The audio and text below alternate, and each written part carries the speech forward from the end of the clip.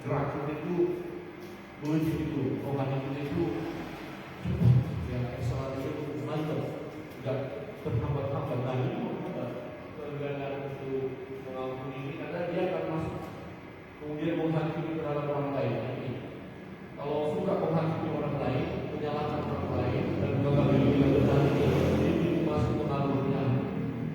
Orang-orang yang gampang menghakimi, mensalahkan orang ini itu lalu boleh dipakai iblis. Karena iblis itu kerjanya kan itu menuduh, dia disuruh menuduh. Kamu salah, kamu ini ya. Jadi pelayanan Tuhan, ayo selesaikan. Ya, jangan kita mudah menghakimi orang. Dan kita berdoa, penghakiman kami tolak dalam nama Yesus. Amin.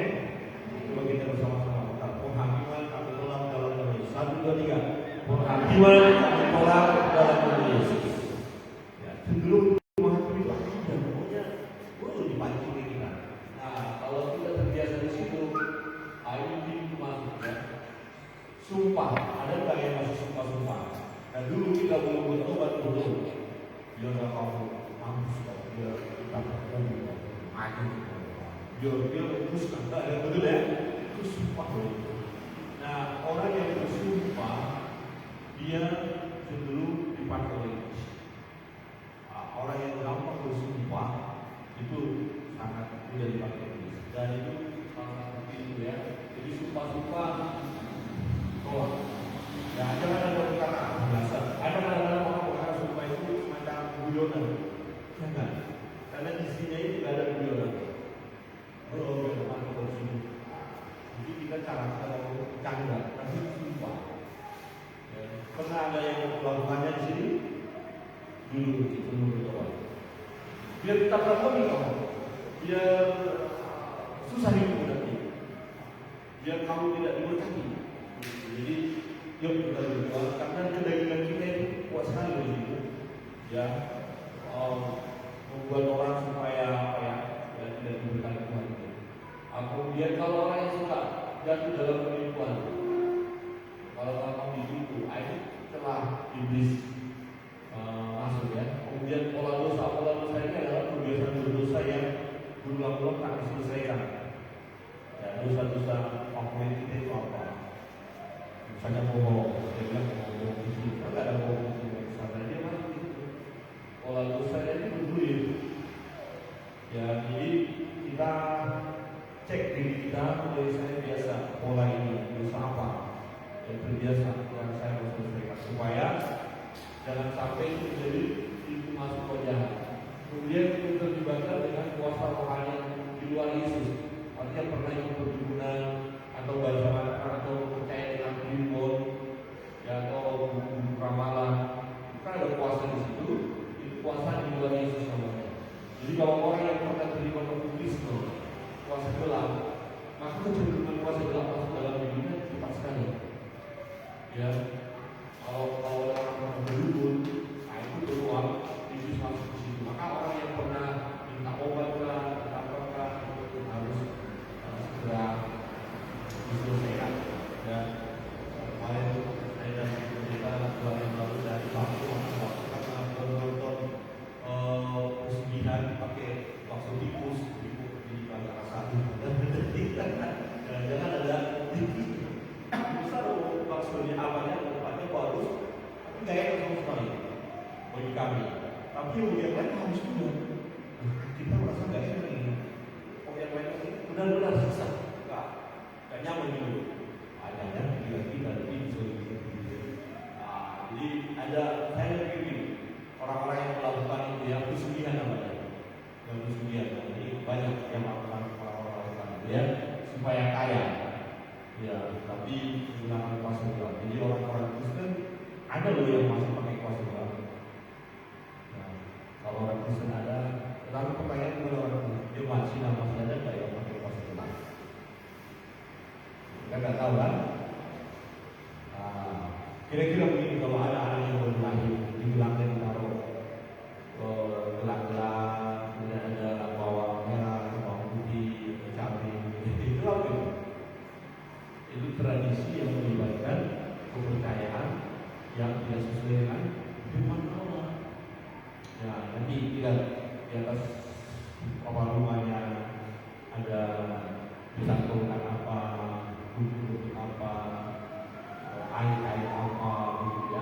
Jadi kita harus selesaikan. Nah kalau kita pernah, seperti saya sebagai pendeta, dulu sebelum berdoa saya pernah terjebak di sini. Ya, jadi maka orang yang terjebak di sini kemungkinan dia pintu masuk ke jalan itu cepat sekali. Ya, misalnya terpancing emosinya, dia ya bisa berangkat karena dikendalikan jalan. Jadi selesaikan.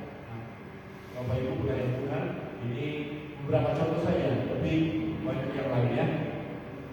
Sakit-sakitan yang tidak diselesaikan, masalah-masalah banyak pasti itu yang misalnya kalau ada masalah suami istri tidak diselesaikan, masalah yang bisa pintu masuk. Masalah orang tua dengan anak tidak diselesaikan. Bisa saja kita mendisiplin anak, tapi kadang-kadang anak itu merasa itu bukan disiplin dari pemirsa.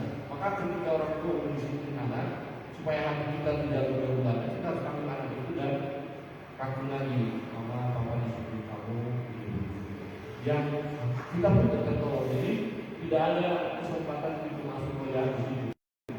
Jadi kalau kita lampiaskan emosi kita mendisiplin anak, pengobatan dan kenapa ada orang tua sampai pukul anak yang berlebihan? Ini masuk. Nah ada misalnya ada yang kita anaknya karena hanya goreng-goreng dengan bapaknya orang dengan buku tangannya sampai akhirnya tangan itu kayak saking membusuk karena tidak dirawat. Obatnya bilang ketuanya yang enggak boleh aja. Akhirnya apa? Setelah terlambat dilakukan sudah busuk akhirnya dioperasi. Terus anaknya bilang tangan aja ada salah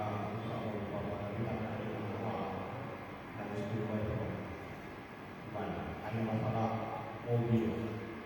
Ya, kalau dicolek itu nanti ada mereka kita cek kenapa itu bisa selesai.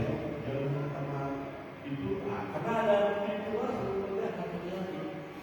Ya, jadi jangan mudah terpancing. Amin. Coba yang di kanan kata-kata jangan mudah terpancing.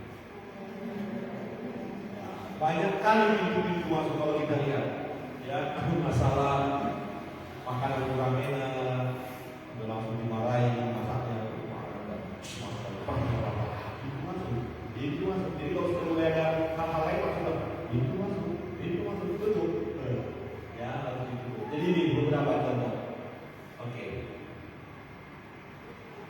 Mungkin ada pertanyaan di sini ya. Kemudian kita lihat salah satu pengampunan ini penting. 3 level pengampunan yang muncul dari bibir. Kalau saya Yesus yang mengampuni. Ya, tapi ketika bertemu dengan orang yang tidak suka dia jadi tidak masuk ke bisa. Nah itu hanya omong saja. Jadi pengampunan muncul dari pikiran. Ya saya tahu saya harus mengampuni dia. Bukan dulu kalau saya mengampuni dia, saya ampuni dia. Tapi itu hanya sebatas pemahaman saja. Belum selesai. Tetapi yang penting adalah pengampunan yang muncul dari hati. Jadi benar-benar terus mengampuni. Nah ini 3 level pengampunan. Nah kita sudah sampai di level mana? Level 3, amin? Sudah belum? Sudah mengampuni? Sudah mengampuni orang yang bersalah kepada kita? Sudah? Sungguh-sungguh? Amin? Amin ya tulus? Amin. Haleluya. Berat ya? Berat ya? Kadang-kadang kita belum menawarkan menyebut namanya, apalagi orangnya, apalagi sebelum berbarengan. Ya, jangan sampai di gereja dikasih terus dia datang, terus dia tidak ada lagi perasaan di sebelahnya. Ini kecil, ya itu. Jadi nanya-nanya aja, bilang lagi dia bilang, kita dah sama dia, disuruh lagi dia. Akhirnya wajahnya cemburu. Nah, kalau poin-poin dua-duanya tidak ditentukan. Amin. Juga lihat ini cemburu atau disuruh. Wah, ada orang bilang banyak artis yang pakai itu. Jadi 3 level pengampunan. Kita berharap kita ada di level 3 ya. Ya pasti lah ya. Ya udah aku bilang itu tulus. Tapi dilakukan hal yang jahat terus. Maka itu tanya kepada Yesus berapa kan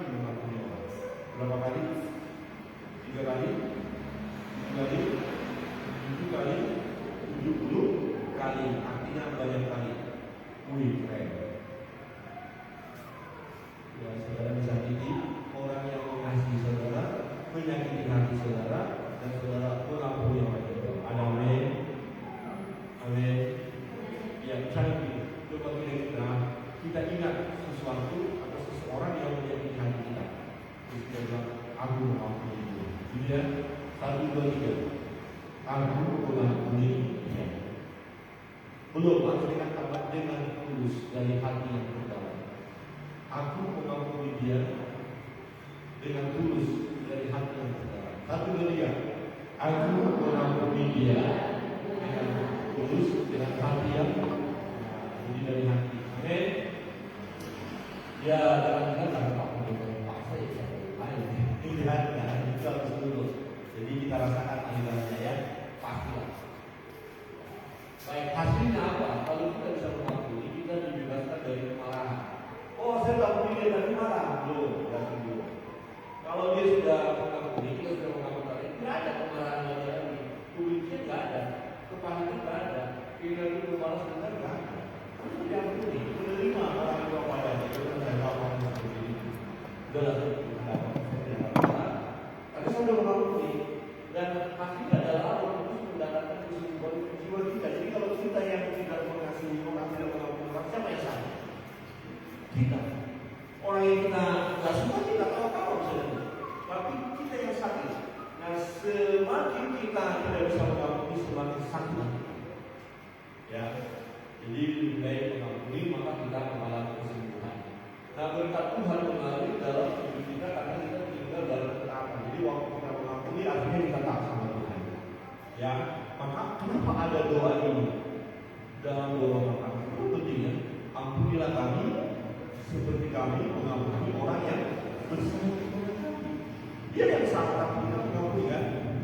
Ya, itu ajaran Tuhan Yesus. Nah, kemudian berikut ketika kita melayani, nah ini perlu kualitas. Aku tidak jadi pelayan Tuhan overall. Ya, kita pelayan Tuhan. Karena ini ada kaitannya kita menjadi guru, memuridkan sebagai pelayan, tulus, ya memuridkan orang lain. Ya, zaman yang sudah ada kita mulai memuridkan, lihat orang-orang yang dimuridkan dan juga jiwa-jiwa baru mendatang, keluarga baru. Ini penting.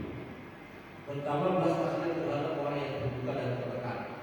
Jadi ketika melihat orang ada masalah dan bebannya, kita harus punya belas kasihan. Nah, orang yang tidak punya belas kasihan jadi ngapain? Terserah mau. Maka perlu kita waktu salaman ya. Kalau kita baru ini berhubungan dengan apa? Kita ngobrol-ngobrol ada masalah, berhubungan harus doakan ya. Itu ada perhatian namanya. Belas kasihan ya. Kamu sih lihat ada kepekaan dan komunikasi. Oh ini sebenarnya ada masalah apa? Ya, Tuhan akan beri yang terbaik. Nah, bisa seperti itu. Ya. Nah, kasih karunia terhadap orang yang terperangkap dalam dosa. Nah, ketika kita lihat orang berdosa, jangan justru kita pojokkan. Kita semakin tekan dia, semakin tuduh. Enggak. Tapi memang dia berdosa dan kita layani dia dengan penuh kasih. Supaya dia bebas dari dosa. Misalnya begini. Ada orang yang kita tahu terikat dengan dosa. Kita tidak menuduh dia, wah kamu ini pendosa. Tapi kita katakan memang kamu berdosa, tapi yuk keluar dong. Jangan ada di zona itu terus. Nah, kita doakan dia. Nah, ini harus ada perhatian kita. Jadi jangan melihat orang kebiasaan buruk melakukan dosa kita biarin aja. Padahal itu jemaat kita. Padahal kita pelayan Tuhan. Ya paling tidak sampaikan sesuatu. Awalnya tentu dengan doa dulu ya. Kita berdoa secara pribadi maksudnya. Ya. Kemudian keberanian untuk menghadapi dosa dalam segala bentuknya. Ya, jadi kalau itu dosa ya katakan dosa, jangan biarkan. Nah, Ibu Pendeta kan seringkali mengutarakan itu, kalau memang ini dosa ya kan ini berdosa, ini nggak bisa tolerir. Tapi dengan kasih disampaikan, bukan memojokkan orang itu. Nah, ketika orang itu diingatkan tentang dosa itu, tujuannya adalah keluarlah, jangan ada di situ terus gitu loh. Ya, kemudian iman kepada Allah sebagai tabib yang agung. Nah, iman artinya percayanya kita. Sebagai konselor, sebagai pelayan Tuhan, iman kita sangat penting. Kalau kita ragu-ragu terus menasihati orang, percayalah sama Tuhan, padahal kita ragu-ragu, ya orang ini bisa sembuh apa enggak sih? Jadi kita hanya percaya saja, yang menyembuhkan kan Tuhan. Jadi kalau kita melayani orang, misalnya mendoakan, doakan aja dengan iman. Dalam nama Yesus kesembuhan terjadi, haleluya, amin. Sembuh atau tidak bukan urusan kita, tapi doa kita adalah iman kita menyembuhkan dia. Karena Tuhan Yesus sanggup menyembuhkannya. Nah, kesabaran dalam proses kesembuhan. Nah, ini sebagai pelayan Tuhan sabar ya. Mungkin 2-3 kali kita layani dia, kita doakan, ini nggak tobat-tobat ini orang ini, nggak berubah-berubah. Kemudian kita bilang, udahlah malas. Dia lagi urusannya lagi. Berkali-kali orang itu minta tolong dengan masalah yang sama, berkali-kali juga kita harus melayaninya. Amin. Amin. Tadi malam ya untuk kita aja ada salah seorang jemaat yang punya masalah. Itu jam 1 malam ditelepon. Ya kemudian saya lihat kemudian anjing menggonggong. Andra, Andi, Juni masih tidur terlelap kayaknya karena nggak ada yang keluar. Ya ada telepon, saya keluar. Rupanya ada genting masalah suami istri ya. Kemudian saya mau ajak Ibu Pendeta. Ya, Ibu Pendeta sebenarnya kurang sehat loh. Jadi wah ini tantangan. Tapi saya bilang, yaudahlah kami naik motor kan. Udah mama di rumah aja lah, biar saya. Ya, saya buka gerbang, saya gembok dari luar kan. Kemudian dia bawa motor, saya naik motor dengan dia sampai ke rumahnya. Kemudian ini masalah rumah tangga. Tapi istrinya nggak mau keluar, pokoknya ya udah nggak apa-apa deh, saya hanya dari jauh aja mendoakan ya, doakan yang Pak Pendeta keluar ya. Tapi yang sang suami saya ngobrol supaya tetap tenang menghadapi ya. Dan tadi pagi saya kasih email, Tuhan memberkati, dijawab terima kasih Pak Pendeta. Nah gitu. Jadi artinya saya hanya melihat apakah ada hal-hal yang burukkah terjadi ya. Jadi kita sebagai pelayan Tuhan ya itu jam 1, kemudian pulang itu jam 2 lewat ya. Makanya tadi pagi tidurnya langsung lelap. Biasanya jam 5 bangun untuk bangun pagi, saya nggak bangun lagi. Nah, Ibu Pendeta kasih tahu sama pelayan-pelayan untuk doa masing-masing aja. Biasanya kan kita live ya, tapi karena pulang dari sana saya cerita dulu sama Ibu Pendeta supaya didoakan kasusnya begini-begini ya, nanti dilayani lebih lanjut. Jadi artinya gini, kita perlu punya hati untuk terus siap melayani. Amin. Makanya ketika minta doakan dong jemaat, mari berdoa. Ya mungkin kita nggak sebut namanya, tapi karena ini masalah pribadi, ya udah kita doakan Tuhan jemaat Sinam, Tuhan berkati. Jadi doa-doa kita sekalian ini sangat luar biasa. Ya saya tidak bisa berbuat apa waktu itu, hanya berdoa di rumah itu. Kemudian saya hanya bicara, tetap kontrol, percaya kepada Tuhan, serahkan, jangan izinkan hal-hal negatif menguasai pikiran. Ya hanya berdoa. Dan kemudian saya minta pulang, diantar ke sini dan di jalan berdoa lagi ya, dengan si bapak. Kemudian si bapak pulang, saya masuk ke rumah. Sabar ya, sabar melayani. Coba lihat kiri kanan, sabar melayani ya. Sabar melayani. Kalau nggak sabar kita, ini orang-orang ini kayak gini aja.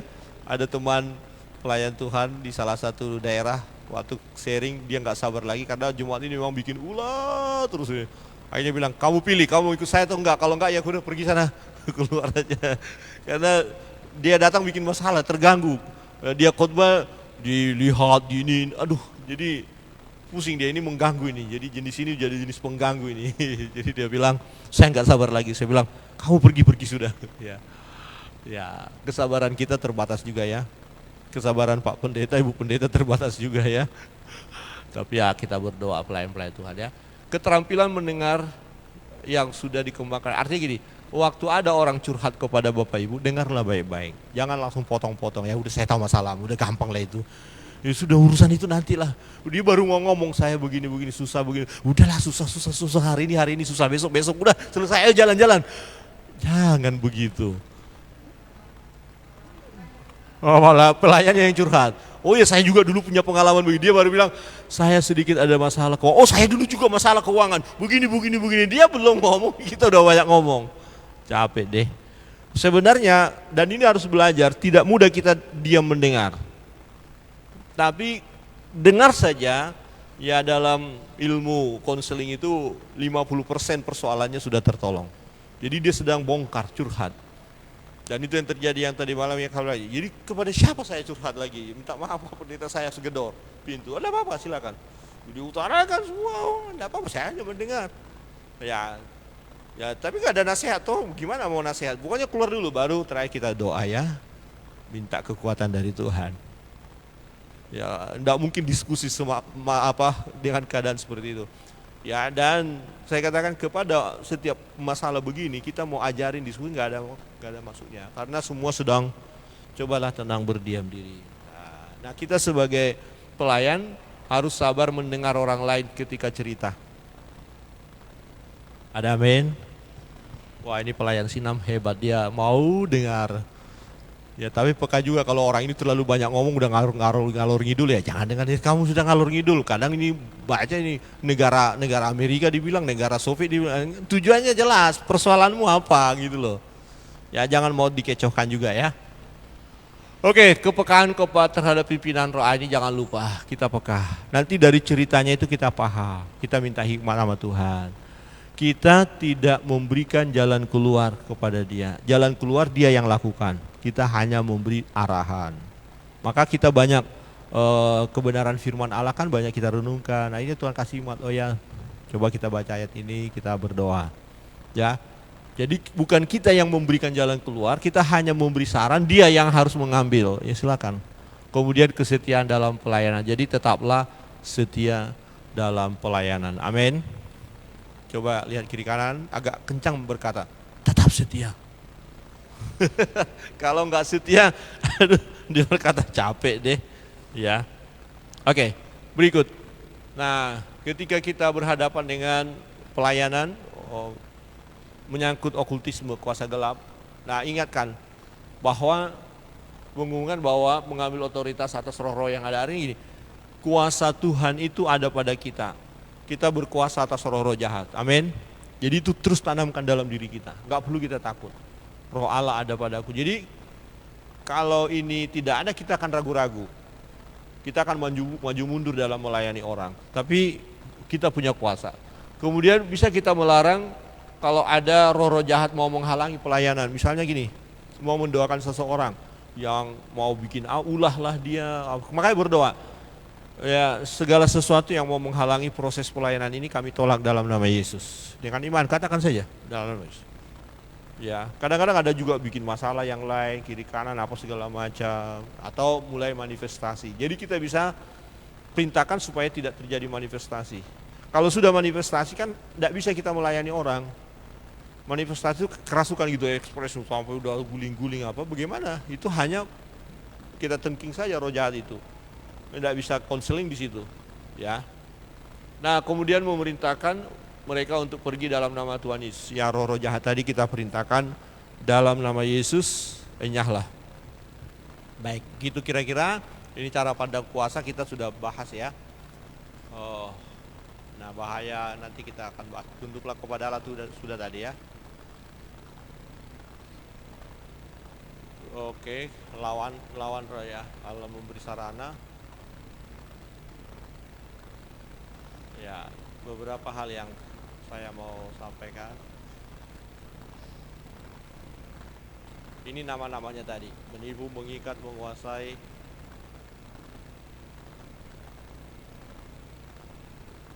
Nah, ini salah satu. Ya, kenapa ada ikatan-ikatan roh jahat itu dalam diri kita, bisa karena dari keturunan.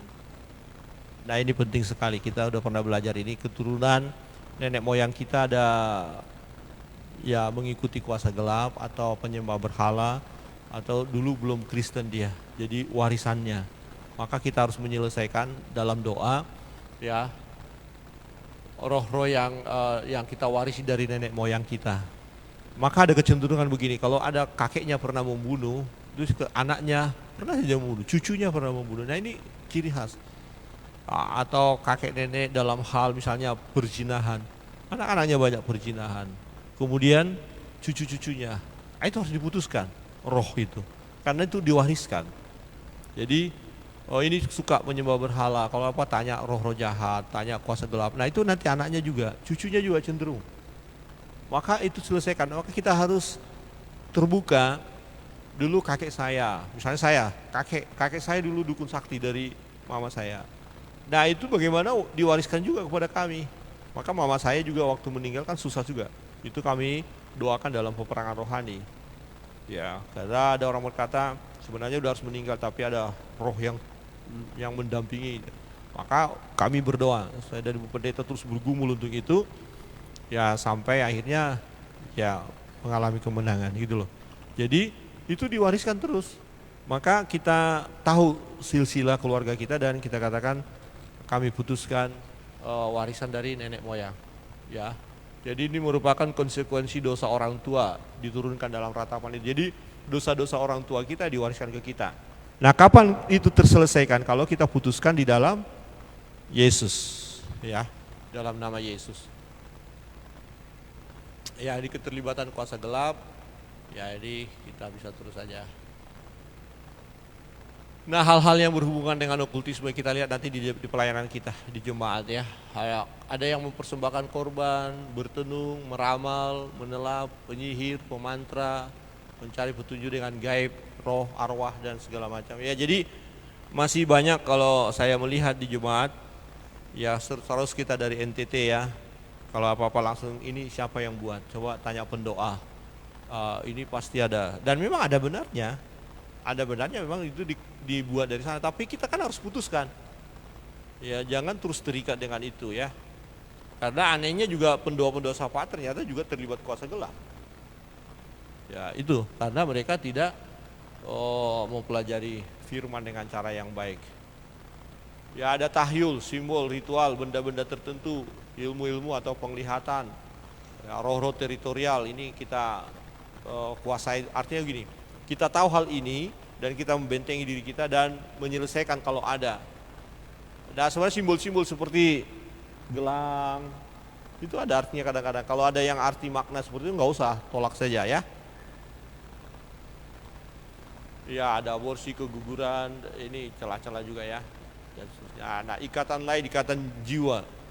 Ada perjanjian, ada sumpah, ada kutukan. Ikatan jiwa itu kayak ada semacam misalnya antara murid dan guru. Nah, itu ada ikatan, ya, perjanjian, sumpah. Ini mungkin kita tidak alami, tapi kalau ada orang lain atau jemaat yang mengalami, kita harus layani. Ada? Oh, aborsi. Aborsi ini, ya aborsi ini kan tahu ya menggugurkan kan? Itu ada roh pembunuhan. Ya, itu ya keguguran, kematian saudara. Jadi gini, kalau ada orang yang aborsi dalam pengertian disengaja loh ya, disengaja artinya bukan karena keguguran dengan alami ada sakit penyakit. Jadi gini, nggak menerima anak itu, lah kemudian dia berjuang untuk menggugurkannya. Kalau anak itu ternyata tetap hidup, ini perlu didoakan. Perlu didoakan anak itu supaya dia tidak menjadi tempat di mana kuasa iblis, kuasa roh jahat menguasai dia. Ya seperti itu. Aborsi. Nah, bagi pelaku ya bisa saja ya karena waktu itu mungkin si ibu imannya kurang kuat, kita temui jemaat dan dia sudah sempat aborsi, maka dia harus minta ampun di hadapan Tuhan. Mengakui aku berdosa, aku sudah menggugurkan anak dengan sengaja atau aborsi.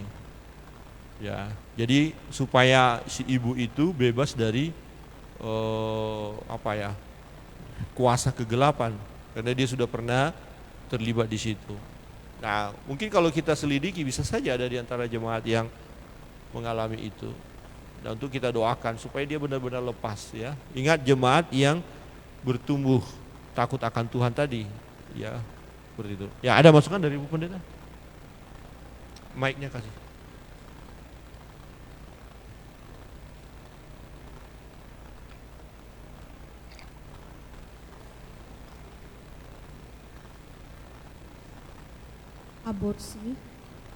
Aborsi bisa dilakukan itu karena kebanyakan berpikir bahwa ketika janin itu masih berumur sebulan atau 2 bulan itu belum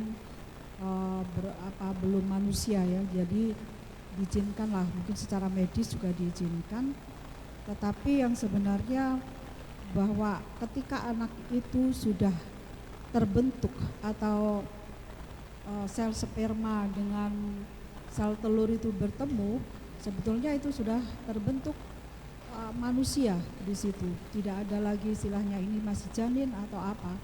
Karena dalam firman Tuhan Mazmur dikatakan bahwa kejadianku sangat dahsyat, aku dibentuk di bagian paling gelap, itu yang artinya dalam kandungan ditenun. Jadi setiap kejadian seperti jantung dan semuanya itu seperti orang yang membuat tenunan itu ya, dirangkai, ditenun. Itu firman Tuhan. Jadi kalau kita istilahnya melakukan aborsi, baik itu masih 1 minggu ataupun 2 minggu atau 1 bulan, 3 bulan dan seterusnya, itu sama aja dengan membunuh. Jadi membunuh manusia itu sendiri. Dan ya kita tahu bahwa pembunuhan itu ya tidak boleh, tidak diizinkan oleh Tuhan, dan itu adalah dosa seperti itu. Iya, pemahaman ini penting ya, karena ada orang bilang kalau hanya 1 bulan belum, kalau 2 bulan itu pemahaman itu salah. Sejak pertemuan sel telur dan sperma nyatu dan jadi, itu udah jadi. Itulah karya Allah. Maka kalau kita lihat dalam Mazmur tadi udah baca, menjalin, ya menenun, itu udah jadi proses terus. Jadi pemahaman kita harus sama. Ya, bukan setelah 4 bulan, bukan setelah ada ini, dah. Sejak pertemuan ya sperma dan sel telur, hari pertama itu sudah pribadi. Ya, seperti itu. Itu pemahaman kita sesuai dengan Alkitab. Jadi jangan ada membenarkan diri kalau boleh dong kalau sekian-sekian bulan, dah. Nah, hanya kadang dilema begini. Kalau ada jenis penyakit di dalam tubuhnya, seperti kemarin di mana ya? Siapa yang berbicara bahwa ada di luar kandungan, ada jemaat kita dan dia di luar kandungan, menggugurkan berarti kita yang membunuh dong. Dia udah jadi itu. Ya, jadi tetap jawabannya tidak boleh kita menggugurkan. Bila perlu kita berdoa, minta mujizat Tuhan. Jika memang anak itu ya akhirnya Tuhan ambil, biarlah cara Tuhan. Seperti itu. Ya. Tapi dokter bilang, wah kalau enggak mamanya yang bisa meninggal. Nah, mulai goncang iman kita kan. Daripada mamanya meninggal, ya udahlah pilih salah satu. Kadang-kadang kan dokter pilih begitu ya. Anak atau ibu kan begitu.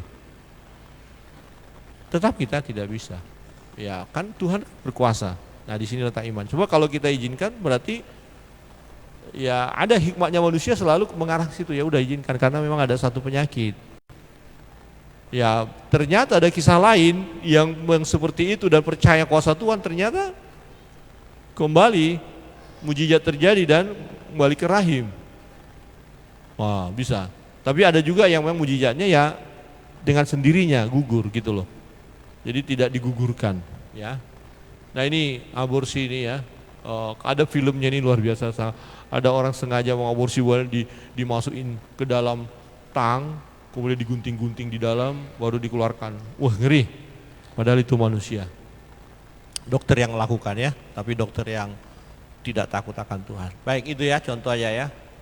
Kita lanjut, ada trauma luka tadi udah kita bahas itu ya. Oke.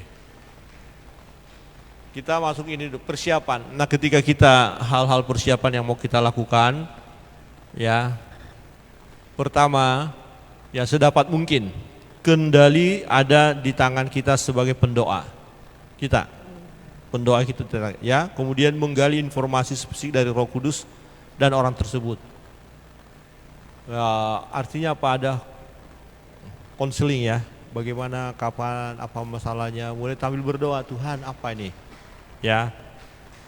Ada yang pernah kita alami, dia lagi di jalan ya, ini pernah di sini jemaat baru pulang gereja toh, kemudian di lampu merah langsung dia kerasukan ya. Kami pas lagi di jalan ditelepon kerasukan, ya udah Andi silakan layani kan gitu ya, pergi ya. Jadi kemudian tempatnya adalah di rumah yang di sampingnya ada pura, kan ada kuasa-kuasa semua, susah jadinya dia keluar dari sana.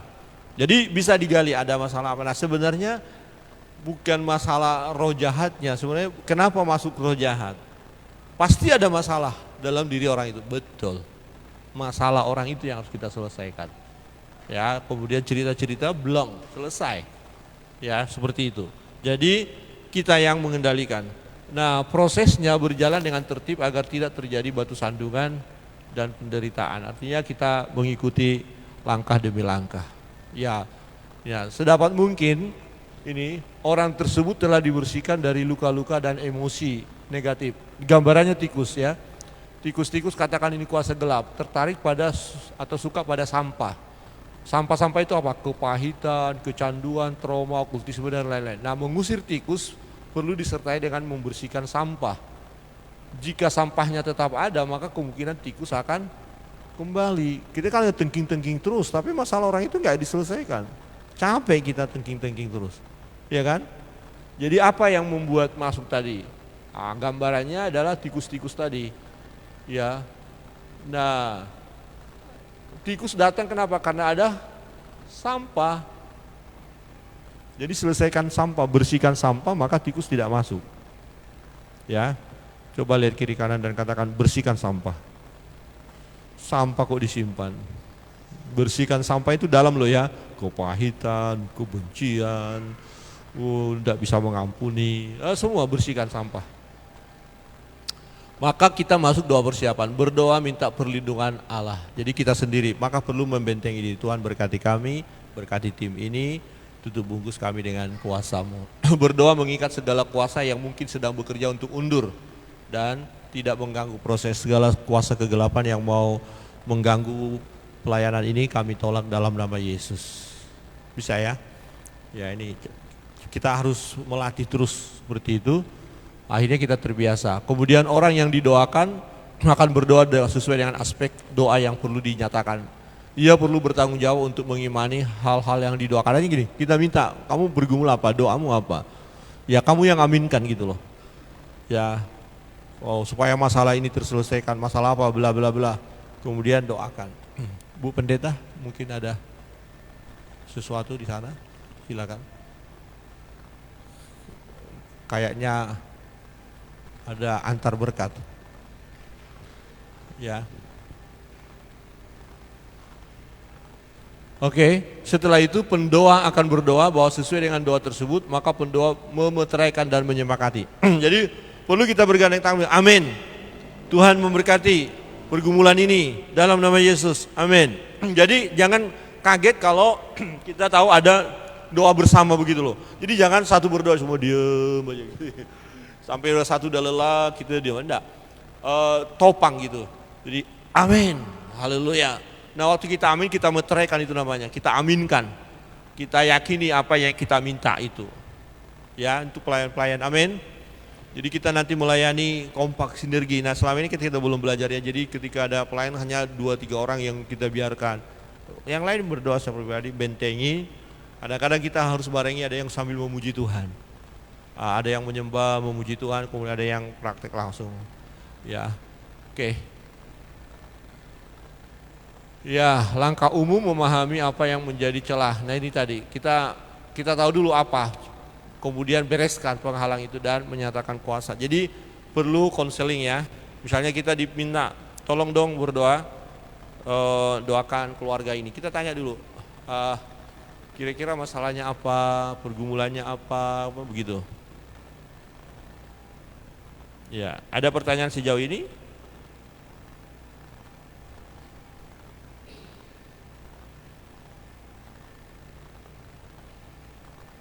Biar kita pahami. Nah ini yang di sini perlu banyak praktek ya. Maka berikut langkah umum. Nah kemudian setelah kita tahu baru doa ada namanya doa penolakan. Ya kita menolak keberadaan keberdosaan, ikatan rasa bersalah apa segala ditolak. Kemudian ada doa pemutusan. Ketika kita sudah tahu saya pernah atau orang yang terlibat dalam okultisme, pernah berobat ke dukun, pengaruh obat dukun, okultisme kami tolak dalam nama Yesus. Amin. Seperti itu. Mungkin ada di antara kita pernah. Saya lakukan itu ketika ya dilayani. Saya pernah dibawa ke dukun gini, putuskan. Saya pernah minum ini, saya pernah percaya dengan ajaran-ajaran ini, putuskan. Jadi apa ikatan-ikatan itu? Kutuk, ikatan jiwa, keturunan, roh-roh nenek moyang, orang tua, paranormal, patahkan itu semua dalam nama Yesus. Dalam nama Yesus. Ya, jadi Bapak Ibu yang lakukan, ya kita beres. Nah kemudian kita akan berdoa. Kemudian membatalkan semua ikatan-ikatan itu, Kalau pernah dia terlibat kita batalkan, kemudian baru mengusir. Di dalam nama Yesus semua kami lepaskan. Ya, jadi Bapak Ibu nanti bisa membimbing orang-orang yang perlu kita layani seperti itu langkahnya. Ya. Kita nyatakan kuasa, ya.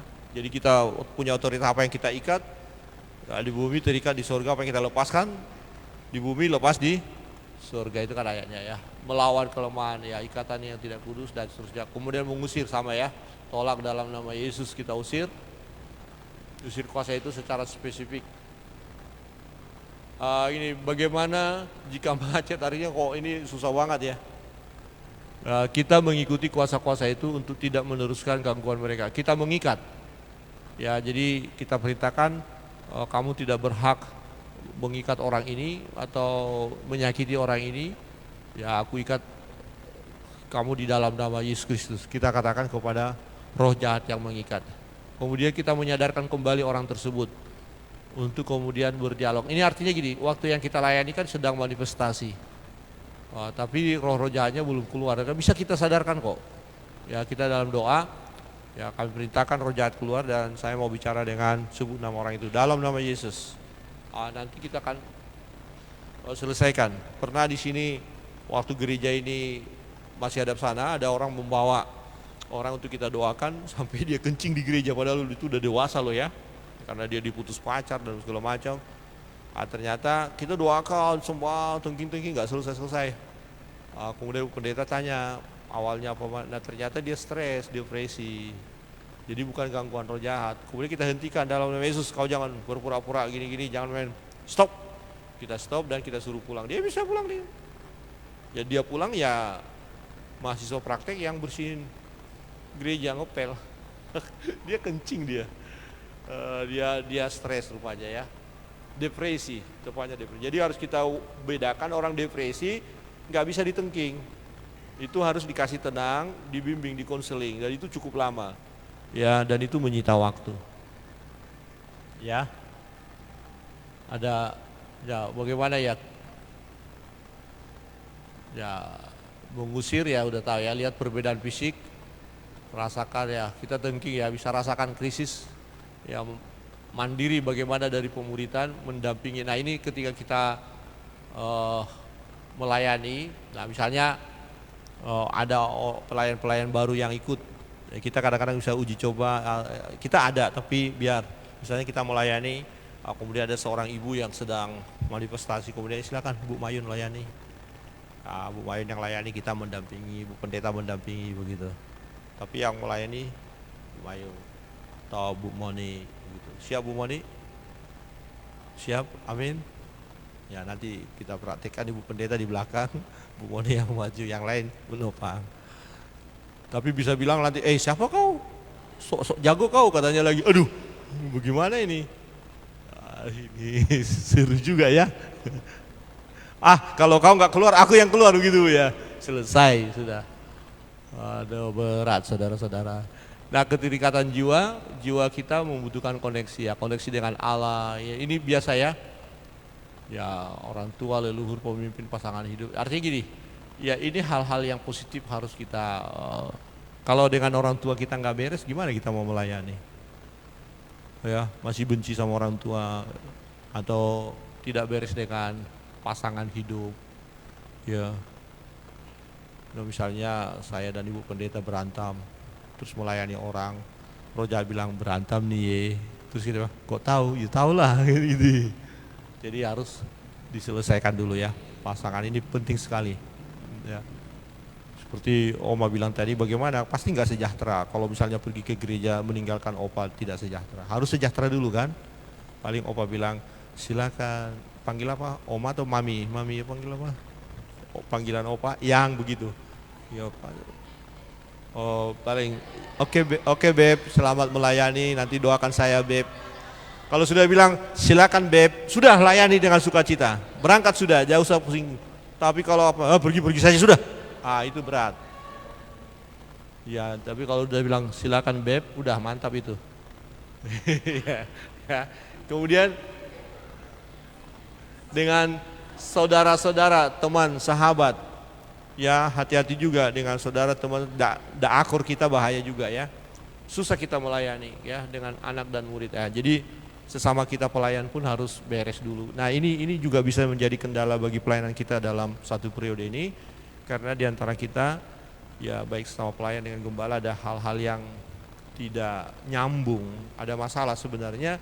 Bisa kita buat tidak ada masalah, tapi dipertahankan ada masalah. Akhirnya itu menjadi beban. Sehingga pelayanan kita nggak melejit. Dan itu pekerjaan kuasa gelap loh ya. Jangan kita menganggap ini hanya salah paham. Tidak. Sebenarnya kita bisa selesaikan. Ya. Kita bisa ya mantap melangkah gitu loh. Tapi karena kita belum keterikatan tadi, kalau memang kita udah ini sehati, waduh mantap banget. Nah itu kerinduan kita adalah periode ini, tim pelayan dengan pengurus itu harus kita sehati dalam pelayanan ini, amin. Kalaupun ada masalah, persoalan, ya jangan di luar dibahas. Nah misalnya saudara bermasalah dengan Pak Gembala atau Bu Gembala, datanglah kepada Pak Ibu Gembala, jangan di luar. Atau bermasalah dengan sesama pengurus, datang dulu sesama pengurus, selesaikan. Kalau belum selesai, libatkanlah pendeta untuk itu. Jangan libatkan yang lain. Kalau kita sudah sempat cerita ke yang lain, kemana-mana dia lari. Dan ketika dia lari kemana-mana masalah itu, disitulah peluang iblis bekerja. Tujuan iblis hanya menjatuhkan. Secara khusus buat pelayanan kita adalah supaya pelayanan ini gagal. Ya itu aja pekerjaan iblis, supaya pelayanan, supaya bahkan sampai ada orang berkata, jemaat Sinam sudah percaya, sudah tinggal sedikit. Ya ada suara, bahkan suara ini dari Denpasar, yang bukan jemaat kita, orang lain. Nah, itu sampai sejauh itu, jemaat Sinam sudah, jemaatnya dengan kata lain kayaknya udah hancur gitu. Siapa bilang hancur gitu. Tapi ya tujuan iblis mau menghancurkan. Nah tapi kita, karena ini pekerjaan Tuhan, ya kita serahkan nama Tuhan. Amin. Ya Tuhan pakai kita, ya puji Tuhan, dan memang kita merendahkan diri supaya kita dipakai Tuhan ya. Jadi ini sebabnya perlu kita pembekalan hari ini ya.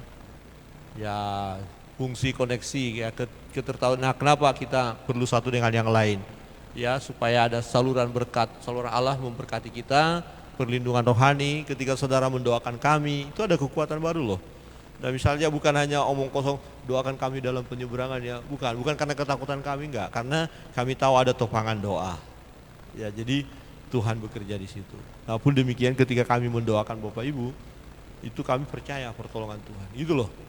Harus, maka doa orang benar apabila dengan yakin didoakan besar kuasanya. Jadi bukan hanya semata slogan ini doakan kami, ya kami doakan, dan doakan benar-benar ya Tuhan berkati.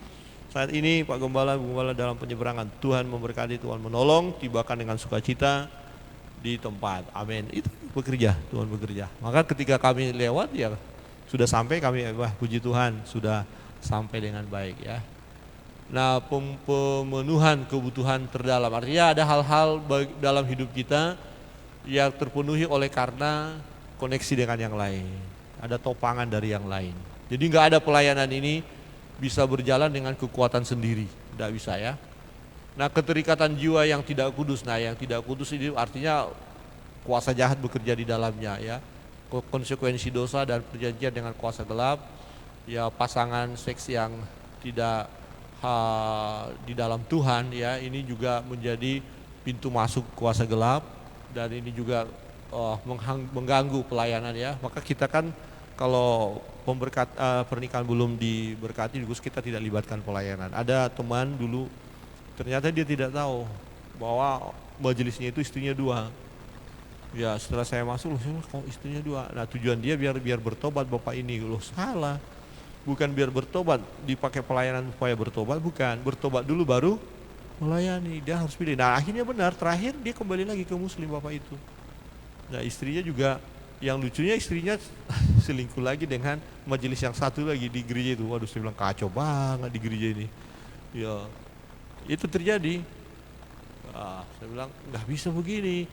Nah maka kita jangankan melayani, perjamuan kudus saja kita minta jangan dia. Karena itu bukan hal yang main-main ya. Jadi perlu hubungan dan ketergantungan emosi yang tidak sehat. Nah ini tadi penghalang. Kalau antara kita nggak sehat emosi kita, ya kemudian Bapak Ibu datang ke gereja, lihat wajah Pak Pendeta aja udah kayak melihat apa gitu, lihat harimau, lihat macan, Pak Pendeta wajah kayak apa itu, saudara tidak akan diberkati. Saya pun ketika jujur, kalau saya khotbah, Saya lihat wajah kalian, apa itu Pak Pendeta? Udah ngomong lagi berdua, bertiga di situ. Wah, ini gelisah ini. Tuhan nih, ampunilah saya Tuhan, kan gitu. Tapi kalau serius sambil mendoakan, beda. Kalau saya didoakan itu pas pelayan itu rasanya mau ngalir gitu. Tapi kalau ya tidak suka dan kemudian kami tatap muka gitu sama-sama lihat, wah kan ada, aduh terganggu juga. Ya jadi ini hubungan dan ketegangan emosi yang tidak sehat. Jadi kita menjaga hubungan emosi kita sehat ya, amin ya. Bisa saja ada terpancing untuk tidak sehat, tapi jangan biarkan. Coba lihat kiri kanan dan katakan emosi kita sama-sama sehat ya. Jangan ketika ini ada kadang-kadang tidak sehatnya begini. Si A berbicara, kita sudah punya penafsiran yang berbeda. Pasti orang ini menuduh saya nggak benar. Kenapa langsung ada tuduhan seperti ini? Ini emosi sudah nggak sehat. Padahal baru cerita sesuatu. Ini apa maksudnya cerita ini? Pasti nembak saya ini. Aduh capek deh. Nah itu tidak sehat dan itu pekerjaan iblis saudara, benar. Jadi ini baru berbicara baik, pura-pura baiknya itu. Nggak tumben orang itu ngomong kayak gitu, pasti nggak ada sesuatu. Ini bahaya, jangan gitu ya. Kita harus belajar menerima ya. Keterikatan kudus bersumber dan berpusat pada Allah, ini yang kudus ya. Memusatkan kebutuhan tanpa mengakibatkan kecanduan, penyembahan berhala, emosi tidak ada, kita hilangkan itu ya. Saling membangun, itu yang kudus. Ya oke. Kira-kira begitu. Ada pertanyaan? Ya ini tinggal sedikit ya, beberapa ikatan ini. Ini pernah kita belajar ya. Ini saya, mungkin dari ibu ayah ada persoalan, apapun itu selesaikan.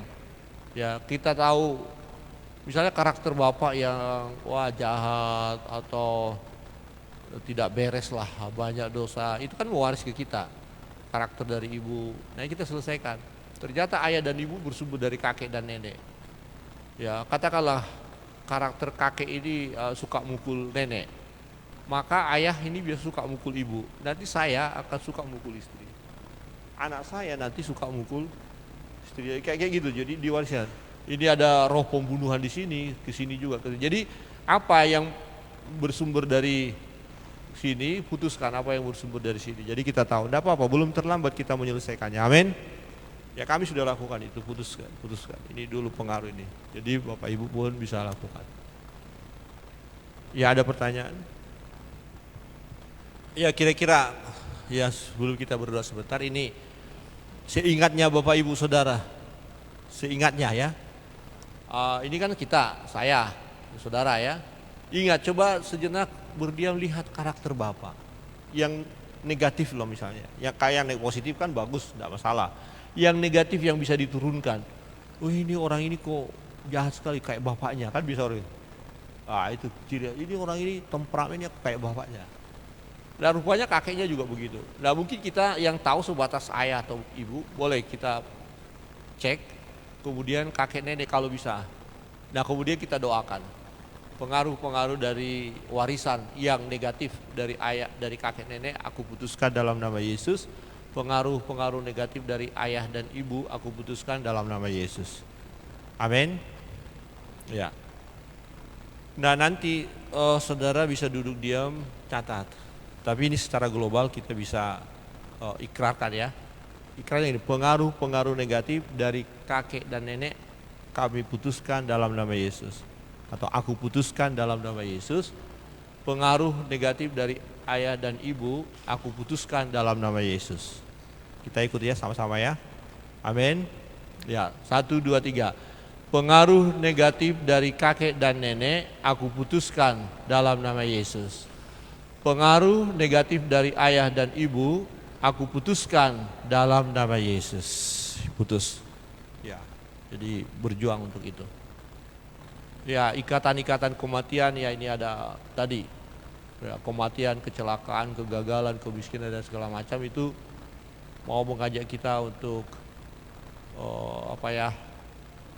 bunuh diri itu istilahnya. Ya, oke. Kutuk dan lain sebagainya sama ya. Langkah pemberesan ini oke. Ini memahami pribadi, memahami kebutuhan, memenuhi kebutuhan dan menindaklanjuti. Jadi ini proses pelayanan yang akan kita lakukan. Ya, nanti kita bisa belajar, tapi untuk diri kita pastikan kita mengalami pemberesan itu. Amin. Ya, oke. Kita berdoa dulu, setelah itu kita istirahat 5 menit, baru lanjut lagi. Masih kuat? Ini satu sesi lagi ya, Bu Pendeta. Ini praktek langsung nanti saya akan sampaikan ada EE itu kaitannya apa? Kita melayani jiwa-jiwa baru supaya jangan lewat begitu saja. Ingat, ini doa kita. Kalau kita maksimalkan aja 6 bulan terakhir ini, 1 tahun ini, tahun depan ini jumlah kita akan luar biasa. Bukan untuk gagah-gagahan kita, bukan. Tapi kita dipakai Tuhan membawa jiwa-jiwa yang tersesat itu. Oh iya, jadi ibadah bahkan ya pergumulan kita, saya dan Ibu Pendeta ngomong-ngomong, kita kayaknya ini akan menjadi ibadahnya 3 kali. Nah, 3 kali supaya lebih efektif lagi. Ya kayak kemarin minggu ya lumayan nih yang banyak pagi ya hadir. Tapi yang di belakang akhirnya sulit mendengar khotbah ya. Begitu karena suaranya kurang jelas, saya terlalu jauh. Jadi kalau nanti 3 kali ada lebih dekat mereka, jadi lebih komunikatif itu. Ya kalau separuh aja ini sampai dari gambar itu ke sini aja, itu kan bisa 150 atau 200 orang itu. Kalau kursinya diatur rapi, ya dan lebih efisien. Jadi kita bersama-sama berjuang ya. Ya, Bu Pendeta berdoa untuk istirahat. Mari kita berdoa. Kami mengucap syukur ya Tuhan buat pemahaman kami, pembelajaran kami pada hari ini, dan kami boleh mengerti, dan supaya kami lebih lagi mengerti, dan setiap apa yang belum beres di dalam kami ya Tuhan, supaya kami boleh membereskannya, dan kami boleh dibebaskan dari segala ikatan-ikatan kuasa kegelapan yang selama ini ya Tuhan Yesus kadang sering membuat kami lemah dan kami tidak berdaya. Tetapi hal itu tidak kami izinkan lagi, oleh karena kami mau terus menyerahkan diri ke dalam tangan-Mu ya Tuhan Yesus. Dan sebentar kami istirahat dan kami nanti akan masuk di dalam sesi berikutnya. Kiranya Tuhan memberi kekuatan kepada kami. Dalam nama Tuhan Yesus kami berdoa. Amin.